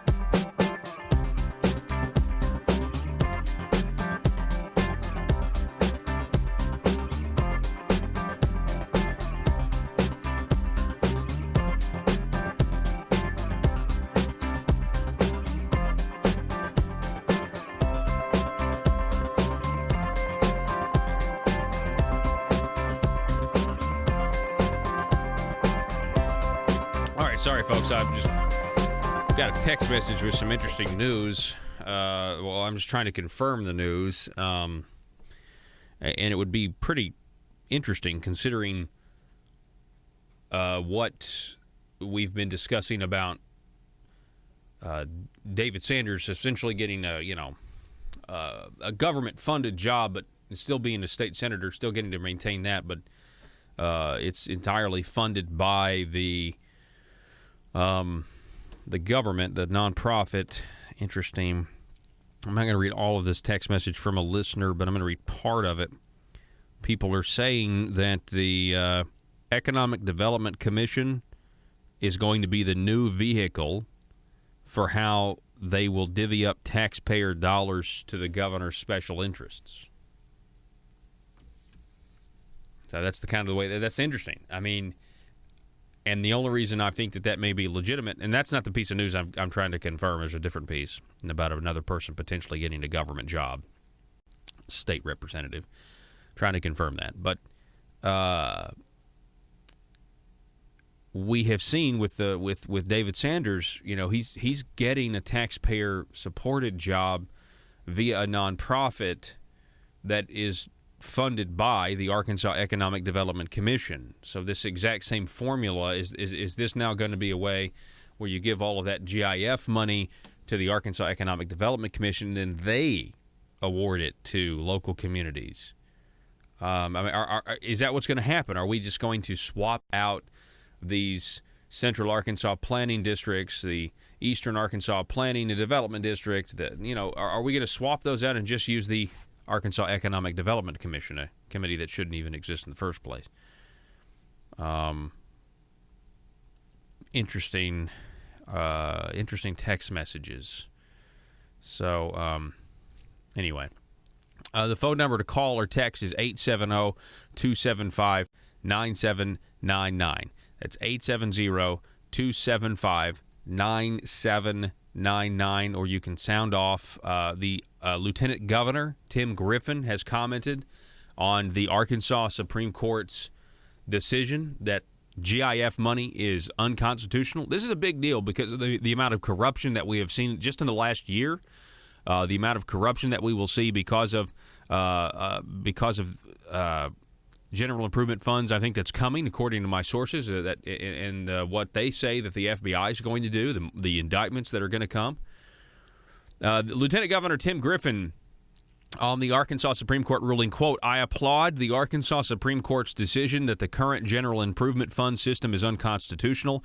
Listen to what he says here. Big stuff here. Surplus funds belong to the taxpayer, and the taxpayers of Arkansas deserve a system that is transparent, accountable, and less susceptible to corruption.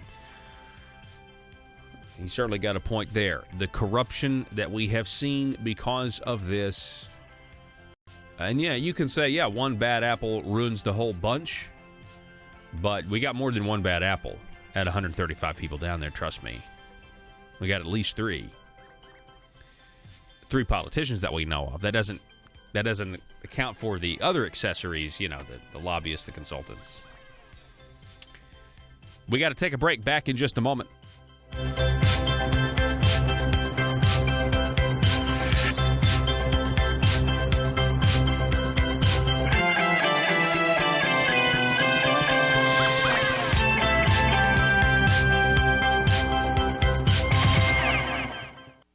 Paul Harrell, weekdays from 4 to 6. Learn more at paulharrell.com. Not only this guy is a Democrat in every shape or form. He's putting out the statistics about how there are thousands more who have died from domestic gun violence than Muslim terrorism. Can we get our priorities straight? Talking about the tragedy in Las Vegas. Next tweet. He actually tweeted that. Here's a retweet. WTF, Republicans want to legalize silencers. I mean, how is that not a piggyback off of the insane comments that Hillary Clinton made about the NFL and silencers? That ridiculous comment. Do you remember how stupid that was? Well, here is Randall Bauer, the guy Jim Hendren hired to consult us on taxes that we're paying, I don't know, like $300,000 to, buying into the Hillary Clinton madness. Next tweet. He retweeted somebody named Adriana on Twitter that cites a study that Medicaid expansion in California is associated with an 11% reduction in the number of payday loans taken out each month. That's right. Welfare programs are they're making people so advantaged that they no longer have to take out payday loans. So presumably he's a huge fan of Obamacare as well. Next tweet. We have any more? Randy Bauer, tragic, and it highlights how cuts in service can directly impact people's lives. I've made state budget cuts. There are consequences. Wonder if we'll be making state budget cuts in the state of Arkansas. I guess not. And he was retweeting about a 19-year-old abused girl who is now suing the state of Iowa for negligence. Any more tweets? No more tweets. So we have this article, but we're going to run out of time here. Before we go, Joe, can we see his contributions to Democrats? I just want to solidify in this first segment, okay? This guy is a Democrat, period. Here it is. Here are his political donations. Now, assuming that this is the same Randy or Randall Bauer who lives in Iowa or used to live in Iowa, I'm pretty sure this is the same guy. But regardless, the tweets are enough alone. But here we go. And this is not all of them. Not all of them. But, he's given $100 to a Democrat senator, $500 to another Democrat, $250. This is back in 2016 he was making these donations to Iowa Democrats. Like $250, another $250, another $100, another $100. This guy donates to the Democrat Party. Ladies and gentlemen, the guy that Jim Hendren hired to advise us on taxes donates to the Democrats. He is a Democrat. He's a flaming liberal. We're going to take a break. It's amazing that we were talking about this yesterday, and now here we're talking about it again with new information. It's not a coincidence, but it certainly wasn't planned. We have to go back in a moment.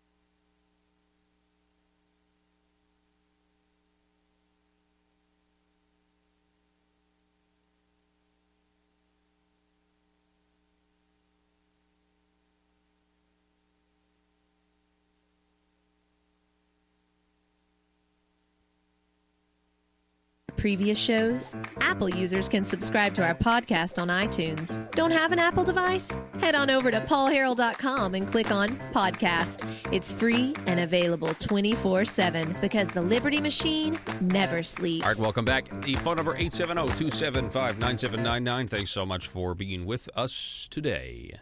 All right. Real quick, since we've been discussing Randy Bauer again, this liberal Democrat who is going to consult the task force on taxes. Since we've been doing this, more people are starting to research the tweets of Randy Bauer and just how liberal he is. We told you some of this stuff yesterday, whether it's supporting Obama, criticizing Trump, saying that tax cuts aren't real tax reform. There's a bunch of other things, but he's also an anti-Second Amendment guy. Here is Kenny Wallace on Twitter, tweeting, "Why did Jim Hendren and Uncle Asa give anti-gun liberal Randy Bauer a consulting job regarding taxes in Arkansas?" And scroll down. Let's see if we can't. What tweet is this? So he's got a screenshot of this tweet. What does that say, Joe? I can't read that from here. It says, U.S. has a gun violence problem at every town and at mom's demand are working to solve it. I'll match every donation. Give now. And was that retweeted by Randy Bauer? It's okay. Scroll down. Let me see the like. So he liked this. He liked a Michael Bloomberg post. I don't see. Okay, can we just not see it? Where? Oh, okay. Okay, I see. All right, so he liked it. There we go. Look, I mean, I'm for lower taxes and I'm pro-gun rights, okay? There's a lot of people who, if you're pro-gun rights, you're probably pro-life when it comes to abortion. You're probably for lower taxes, less regulation. These are where conservatives kind of align ideologically. If you're not for gun rights, you're probably for higher taxes and socialism. Yeah, probably. I mean, you know what I'm saying? Like, this is not rocket science, folks. We know the sides of the political spectrum here in Arkansas. We get it. We understand what's going on. Anyway, that's the first thing I wanted to say. The fallout from this is just only going to continue. Do you know why the fallout's going to continue? Because they're embarrassed. They're embarrassed. Their colleagues are mortified. Let me say that again. People are finding out who they've hired. Their colleagues are mortified. Even the ones who are on the fence can't believe it. Even the ones who are conservative, or let's just say this, even the ones who may be like, they just don't, they know what's going on is crazy and not conservative, but they don't speak out. And I can't stand those guys. I wish they had more backbone. I wish they would speak out. I really do. I wish they would just, come on, man. The people are suffering under this. That's what you got to understand. They need you to speak out. And that's frustrating. But even those guys and gals are thinking, they hired who? This is the guy that's going to advise us? Oh, fantastic. What a waste of money. Well, so just get prepared now, because now you know what the governor is going to try to get you to vote for. Next time. They're going to try to get you to vote for something that grows the size of government. And so you don't have to be surprised, right? All of this stuff's being telegraphed. You just got to know where to look. The writing is on the wall. It is plain as day where we're going when it comes to tax reform here in Arkansas. I hope I'm wrong. I don't care if I'm wrong. It'd be great. If I'm wrong, that means the government shrinks and we all win.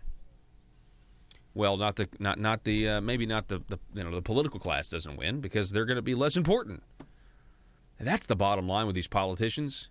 They get down there, you realize that if government shrinks and there are less people that need it, less people dependent on it, all of a sudden, whoever we send down there is not as powerful as they used to be. That's a good thing. And they realize that. It was intentional, as I have a text message from a listener, that they're busted. Go read this guy's Twitter. It was intentional. Did Jim Hendren make a mistake in hiring? Oh, I didn't know he was a liberal. No, I promise you, no. He had to know this guy's a liberal. Hired him anyway. That's intentional. Asa Hutchinson doesn't want government to shrink, doesn't want the amount of money that he's getting now to go away. He wants it to stay the same, but let's be honest, he tried to increase that money this past session. He wants more of it. You think Asa's all of a sudden changed his mind on the internet tax and the gas tax that represents more money from us? You think all of a sudden he's just changed his mind on that? No. I want you to know what Randy Bauer said. You know what Randy Bauer said in his meeting on Tuesday? Randy Bauer criticized the possibility of Arkansas becoming number one, achieving a number one ranking in pro-business climate. He said, of course, you don't want to be number one. He went on in that meeting to say, well, Arkansas doesn't want to be number one in business climate because that would be bad for our citizens. That is specifically referencing our welfare problem. That's specifically expressing our welfare state. Meaning, if business climate is good here, there won't be as much welfare here. Now, that's their assumption. There'll still be welfare for those who truly need it. For those who truly need it. And everything will be fine. And maybe one day we'll have a governor who won't go on MSNBC and defend Obamacare and criticize Donald Trump. Carefully criticize Donald Trump. Maybe one day we'll have a governor that's not like that. I don't know. Telephone number 870-275-9799. A story that I think we covered. State Representative David Branscombe, he's a Republican from Marshall. He said back on, this is a long time ago, July 25th, that he's not seeking re-election. So it's an old story. July 25th, Republican David Branscombe says he's not seeking re-election. Question, will David Branscombe get a government job? I'm just asking the question. Will David Branscombe get a government job? Where do you think he'll land? I bet he's going to get a government job. What do you want to bet, Joe?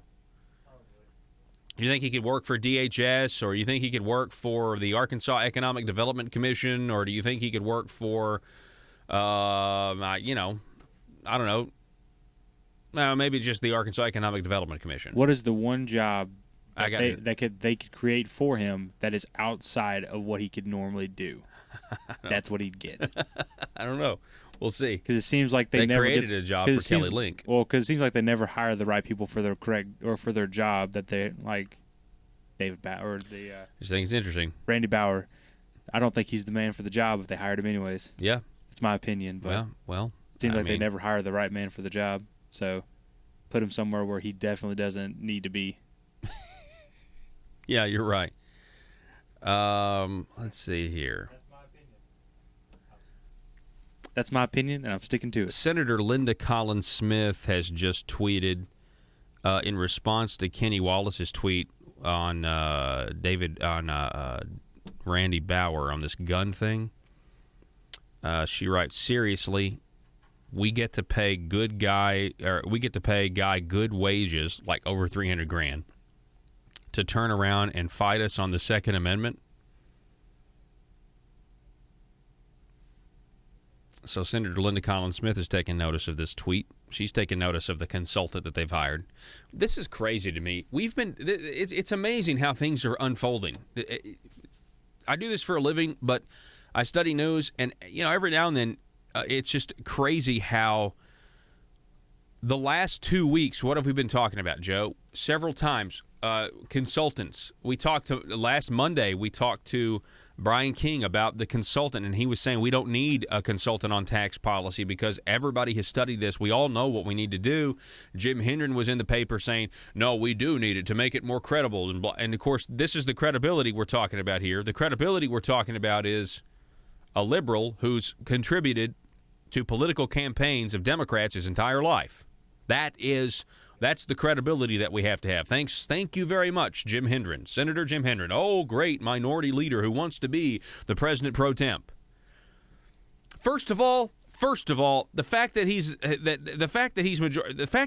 nephew of the governor should completely remove him from running as the president pro temp of the Senate. But hey, these guys won't even ask Jake Files to resign. They don't really care about how things look. They don't care. I can promise you that. Anyway, that's the news on David Branscombe. Then we have a surprising headline from Michael Wickline. This surprising headline from Michael Wickline reads like this. Arkansas revenue logs 1.4% increase from 2016, but month's haul is shy of forecast. Now, somebody tell me how they can collect 1.4% more from us this month than they did last month, but it's still shy of the forecast. Let me tell you what they're doing. Asa Hutchinson wanted more money from us. He wanted a gas tax increase. He didn't get it. He wanted an internet sales tax increase. He didn't get it. So he's got these unrealistic forecasts now. We talked a little bit about those forecasts on on Tuesday concerning Medicaid expansion. How they're below forecasts. Our fees are below forecasts. Well, see, they use it to their advantage in that instance, but just because something is below forecast doesn't mean that it's costing less money than the year before, and that they use that. Well, we're below forecast. That's going to make people think that the forecast wasn't an increase. You see what I'm saying? You got to listen to what they're saying, how they word this stuff. They're very deceptive, and they mislead the people. So we have collected 1.4% more. They have collected from us 1.4% more last month, and yet they're still shy of the forecast. Now, in this case, they're flipping it. Oh, we're below forecast. Now it's a bad thing. It's a good thing when we forecast an increase and we're below it, and we use it to trick you when it comes to welfare programs and expenditures. But now we're shy of the forecast. So don't you see how he's going to turn right around, Asa, and he's going to use the fact that we don't have the money, we're below forecast, to say, see, we do need an internet sales tax increase. We're not getting as much money as we need. We do need a gas tax increase. We may need to raise the tire tax again, like they did last time. This is the whole thing in the media. Let's get headlines. Now, I want to applaud Michael Wickline. This is a better headline because it at least is saying, look, we're not doing so hot, which is the truth. But I am speculating that their forecasts are unrealistic so that they will be able to show and try to prod people for more money. They'll be able to tell the sky is falling, we're below forecasts. Trust me. And it's kind of, it's not kind of, it is ironic when you look at the fact that they inflate, they set these arbitrary numbers on the forecast for Medicaid expansion growth, and they say we're below forecast, and it's still an increase. But we're below forecast, and people interpret that to say, "Oh, wow, that means that the program is saving money because it's below the 5% forecast that we said. So if it were go 5% increase, that would be bad. But if it's a 3% increase, that's good because the task force did its job." They said this in the paper the other day, and yet here we are. They're setting the forecast and missing them, and it's a good thing for their argument. It is a good thing that we're missing our mark, budgetary-wise, for their argument to raise our taxes in the future. You got to understand that. Let's read a little bit of this article, shall we? Michael Wickline. State general revenue in September increased by $8.2 million over a year ago. But the figures fell $2.8 million short of the forecast. Last month's general revenue tax collections totaled $586.9 million, represented a 1.4% increase over September 2016. The State Department of Finance and Administration said Tuesday in its monthly revenue report. September's general revenue fell short of the record collections for September of $590.1 million in 2013, said Whitney McLaughlin, a tax analyst for the Finance Department. The revenue report for last month shows the state's economy is strong based on very high withholding collections from individual income taxes and increasing consumer part of sales tax collections, said John Shelnut, the state's chief economic forecaster. So when we keep missing these projections, who are we blaming?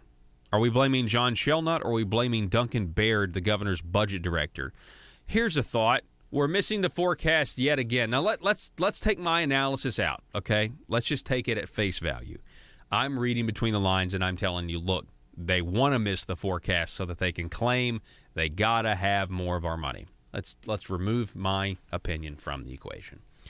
And let's just think about the fact that Governor Asa Hutchinson's director of budget, former state representative Duncan Baird, see how that works? Former state representative, now the budget director. Former state representative, now the budget director. David Branscombe, former state representative. Maybe he's going to go work for the Arkansas Department of Economic Development, or maybe he's going to go work for DHS like Kelly Link did. You see how that works? Former state representative, now I have a government job where I don't have to answer to the voters. Let's take my opinion out of this. Duncan Baird missed the forecast for several months last year, and he got a raise. He got a giant raise. This is our government in action. They refuse to implement the reform that you have voted for, and it's just getting old. It's getting old. Follow me on Twitter at Paul Harrell 1776. Do we have any more fallout? Hang on one second. Any more fallout? Let's see here. Nothing yet. But I will tell you this. I don't think I've been blocked from Randy Bauer's Twitter page yet. Let me see if I've been blocked from him yet. I haven't really even engaged him other than the radio. Nope. Okay. Oh, gosh. Hang on. Let me just see some of his recent tweets for today. I wonder if he's going to start tweeting more conservative articles. You know, now that he's busted, now that he's been exposed. Now that really, it's not Randy Bauer that's been exposed. It's Jim Hendren. It's Asa Hutchinson. Again, I said this last hour. Just because Randy Bauer has donated to Democrats, and he's worked for Democrat administrations, and he doesn't think tax cuts or tax reform, he's perfectly entitled to have those opinions, right? That's fine. It's nothing about him. I mean, he can have his opinions, and he's got a right to be wrong, right? He's got a right to. He's got that right. But this is really about Senator Jim Hendren. This is really about Asa Hutchinson. This is really about this task farce that is once again a farce. Once again, you don't know what you're doing. Once again, or you do. Or you want to raise our taxes. I mean, gosh, I really don't. I'd rather you be incompetent at this point. I really would.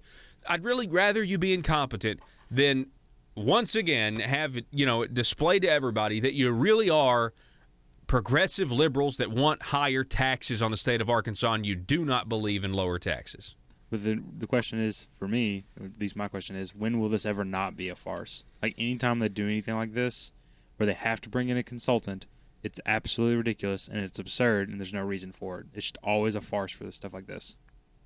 I mean, it's one after the other. It's all a bunch. I mean, most of the time, when I hear the word task force, I think of law enforcement, and I can get behind, trying to bust criminals or whatever. But when I think of a legislative task force, it's just ridiculous. It's because most of the time is you are whittling away the people the full representation, and you're going to get a bunch of people that mostly talk about stuff, but they already know what they want to do. They already know what they want to do. And they're just trying to get to that predetermined result. Well, the average individual, I guarantee you, doesn't know what the task force is actually designed to do. All it's supposed to do is say, hey, yes, you should vote for this. Yeah. All it does is say, hey, yeah, we're going to recommend you say yes to this. And it's a great excuse for people who are not on the task force to go down, representatives and senators, to go down and sit in and collect $150 a day in per diem. Because all you got to do is go in and sign in, and you get your $150. It's also a good excuse for that. All right, we got to take a break. You're listening to the Paul Harrell program. Back in just a moment. Bob Maloney here from ASA News, The Parrot. Breaking news from the Capitol in Little Rock. Over now to our new on-site reporter, Susan Shenanigans. Susan? Thanks, Bob. The governor has just announced that a blue ribbon task force is to be formed. Today, I'm asking your support for a blue ribbon legislative task force to be created and directed to recommend further reform. Now we go live to the chamber to listen in for more information on the task force. I hereby call this session into order. First on the agenda for today is the formation of the Blue Ribbon Task Force. Is there anyone who would like to give their thoughts on the task force? Yes, as someone who is deeply conservative, why is the governor choosing the color blue for this task force? Sounds like he's really a Democrat loyalist. Why not a red ribbon to prove he's a true conservative? Well, I represent Walmart, and we agree with the color of the task force ribbon. The color blue is best consistent with the Walmart brand. I object to this choice. Blue is the wrong color ribbon for this task force. Well, who are you? I am Mr. P.C. Wrights, and I represent Target, and we want the ribbon to be red, not blue. Hold it right there. This seems like a tough decision. Why not ask the governor to call a special session at a later date for an important decision as this? I think this is something worth talking about. I motion that we decide the color of the ribbon today. I second it. Fine. We can decide it now. Does anyone have any other suggestions for the color of the ribbon? I think the color should be white. Whoa. Hold on. Definitely not white. I agree with Mr. P.C. Wrights. Maybe we should choose green for the farmers. You like the color green because you are a farmer. I think it should be purple, so we can display how Arkansas is an extremely moderate state. Why are we even discussing this? Shouldn't we be talking about tax reform instead of wasting time with this? Well, the people have spoken. They believe this is worth talking about, so we are deciding this now. Excuse me, sir, but shouldn't the color of the ribbon be rainbow to include all types of people? Please, silence your phones. I just received a call from Walmart HQ, and they agree with, what was your name again? My name is Fabulous. They agree with Fabulous that the color should be rainbow. Target concurs with the decision of it being rainbow-colored ribbon. Is there a motion to make the ribbon rainbow-colored? I motion to make the color rainbow. I second the motion. The motion carries because I said so. The committee will now vote and not be on record to keep the people in the dark. Back to you, Bob. Thank you, Susan. And thank you for listening to ASA News The Parrot. Next up, there are reports of a gorilla on top of the Capitol Dome demanding massive sums of taxpayer cash. His name? Medicaid expansion.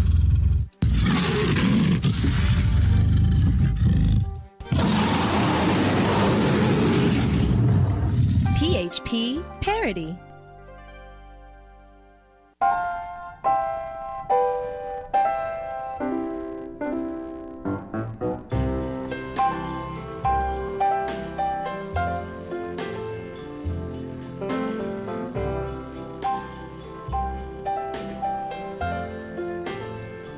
Welcome back. Hey, some national news here.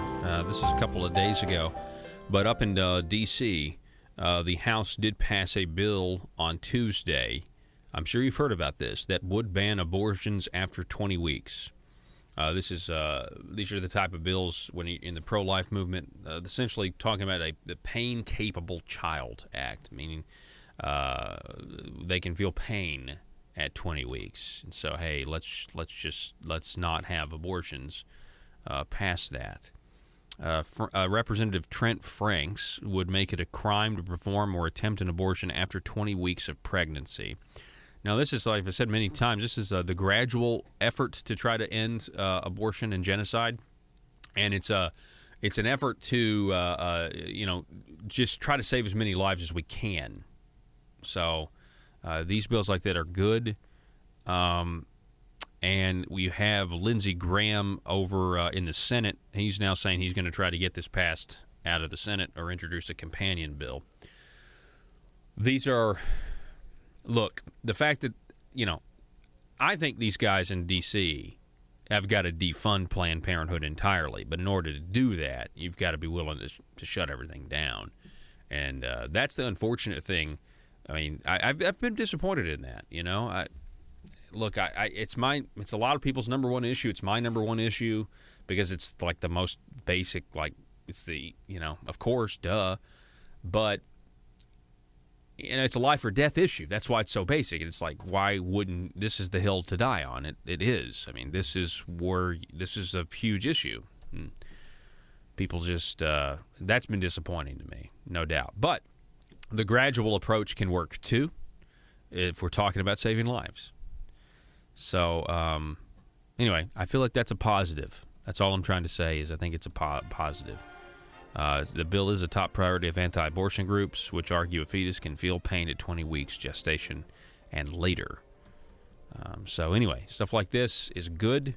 Arkansas has passed similar legislation, so we'll follow this and see how it's going. Just wanted to give you a little update, a little national update. All right, so that's all the time that we have for today. We're going to be back here tomorrow for Johnny Cash Friday. You don't want to miss it. And Arkansas, thank you so much for listening to me.